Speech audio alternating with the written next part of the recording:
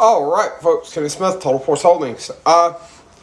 It's well known there are a lot of different choices on the market when it comes to concealed carry weapons or open carry weapons. It's a buyer's market. Now, it's also common knowledge that there are some places where you may want to go armed, and it might be a little bit semi-permissive, a little bit closer to non-permissive. Not that any of you would break the law and carry in a true non-permissive environment, but for academic purposes only. All right. Covert weapons are a thing for me. Now, you have to understand when it comes to covert weapons, and we're not going to go into like a full-on class about this, you have to understand what you're doing. All right. You're not going to fool the machine. Okay.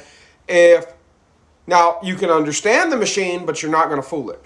Like, take for instance, you want to carry a knife. Like, I love my chivalric clench picks. I love this.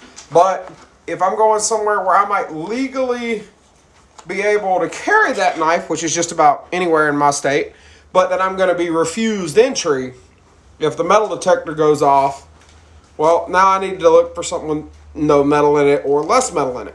So you have to understand how the security measures work. Understand security is an illusion and unarmed security isn't.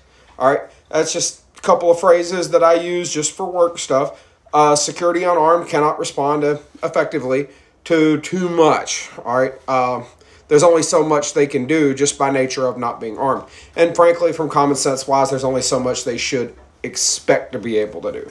But whereas an armed security personnel, be it off-duty law enforcement, on-duty law enforcement, armed security officer, what have you, they can do a little bit more. All right. Now, the rest of it, security is an illusion. That's 90% of the time, security, in the common sense of the word, is just to make people feel safer. It's not actually doing much for it. And this is coming from a career security guy. All right, I've been in the security field one form or another since September 5th of 2008. I have been doing this for a minute. All right. You will not fool the detection equipment. What you can do is fool the person running it. For example, this is my SOB Tactical G10 puncher. I carry this blade quite a bit when I'm going places where metal would be a problem. But I've got these two metal screws right here. Okay, so think about this. Where in your normal attire would a person expect to find a small metallic object? Probably a good place to hide this under. Before we get into covert weapons, you have to understand you're not fooling the device, you're fooling the person running it. Patreon down below.